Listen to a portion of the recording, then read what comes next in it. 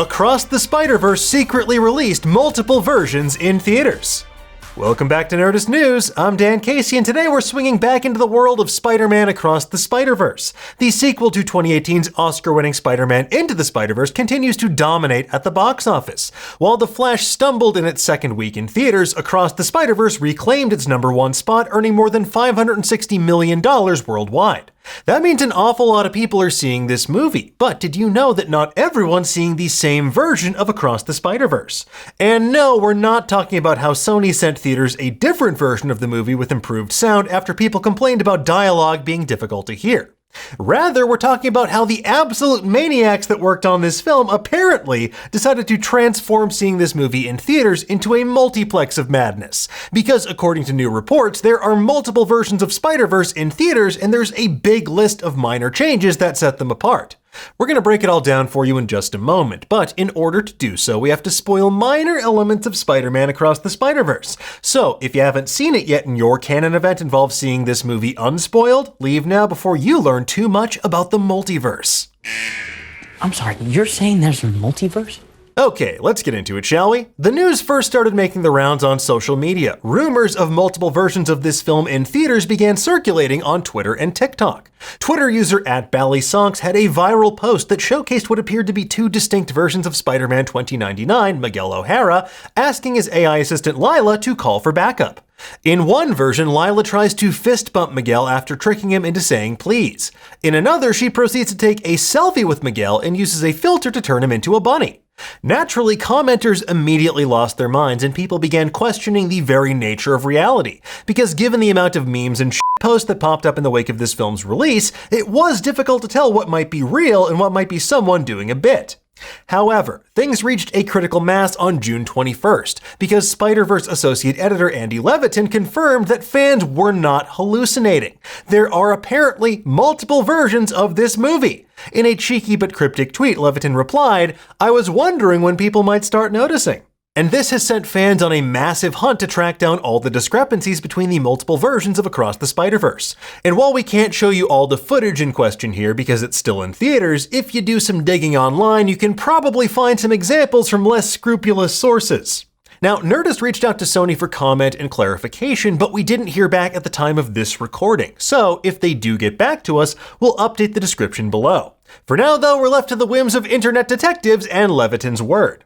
Now, on the Spider-Man subreddit, user HoHoHoU compiled a list of some of these alleged differences that people have spotted. The full breakdown of supposed discrepancies, which we spotted via Kotaku and Culture Crave, includes the following.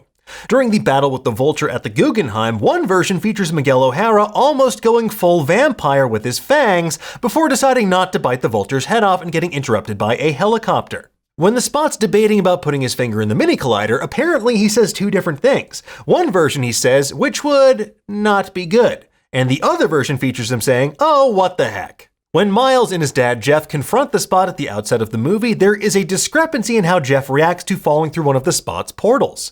One version features Jeff groaning and looking around, the other has a quick reaction shot of his face. In Mumbattan, when Miles helps Pavitra Prabhakar to both save his girlfriend and her police captain father, he winds up seemingly trapped beneath rubble. In one version, Gwen immediately has a panicked dialogue response, whereas the other has her silently searching for Miles. And given the parallels to the way in which Peter Parker died in her world, the panic response seems a bit more appropriate here. Another difference in Mumbattan occurs when Miles goofs by saying chai tea. That itself is a callback to Miles critiquing the Spot for his use of the phrase ATM machine. Now, one version features Miles profusely apologizing for this goof, another has him saying something like that instead. Now, when Miles first meets Hobie Brown, aka Spider-Punk, one version features an onomatopoeia of Miles saying Hobie's name above his head, the other omits this fun visual detail. At one point, Gwen is asked why she's with Miles, and she replies with, "That's funny" in one version, but apparently not in the other. And last but not least, we have everybody's favorite aspect of the Clone Saga, Ben Reilly, aka the Scarlet Spider. Voiced by Andy Samberg, Scarlet Spider has different dialogue in the scene where the Spider Society chases Miles through Nueva York.